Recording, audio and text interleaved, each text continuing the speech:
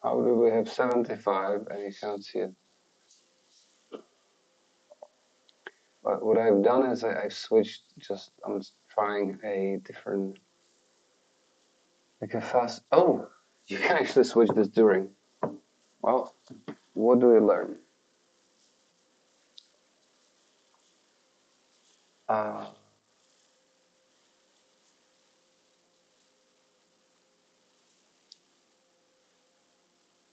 anyway, so that seems to be enough. Just put it on faster. And if we start to struggle again, we'll fix it. So yeah, okay, that's means it now split into two videos. Anyways, again, what I'm doing, I'm adding a cursor so I can, instead of using the keyboard and mouse to add these, like let's say I want to add here thing, I can remove it. I can add something new, like maybe a flickerize effect, right? So instead of doing this with the keyboard and mouse, I want to use this cursor. And basically, when I go above something and I hold the edit key, then I can use just the arrow keys or something, or a gamepad, or anything like that, in order to create the nodes around and kind of modify as I see fit. So, how am I doing this? Right now, I'm basically, this is in vvvv gamma.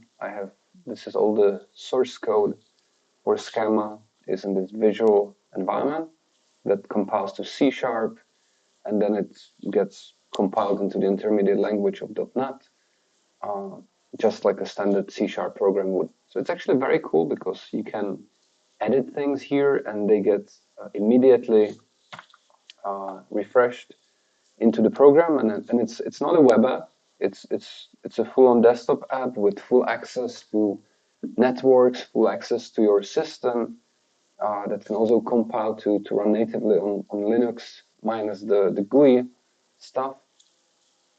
And with that, it's like very, very nice for development of projects like this and anything to do with multimedia stuff, interactive exhibits, installations, games even, although I'm not sure I would recommend it for that because of the kind of limited publishability of that. I mean, if you're aiming for Windows, it's good.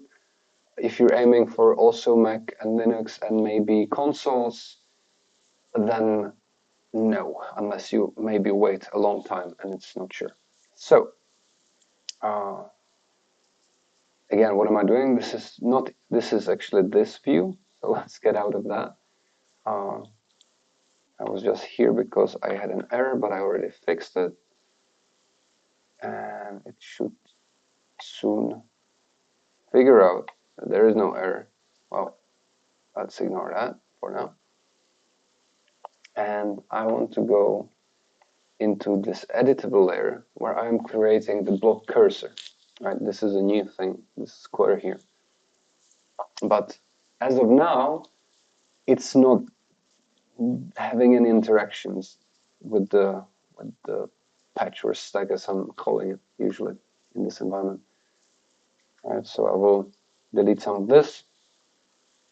And the only interaction it has so far is that it sticks to the bounds of the stack. So even if I'm pressing left and right, maybe let me enable the views.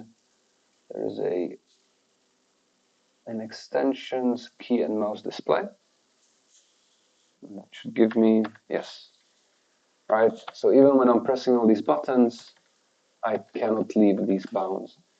Now, I did that basically, I have a bounds coming out of this node tree layer, which is rendering these stacks. And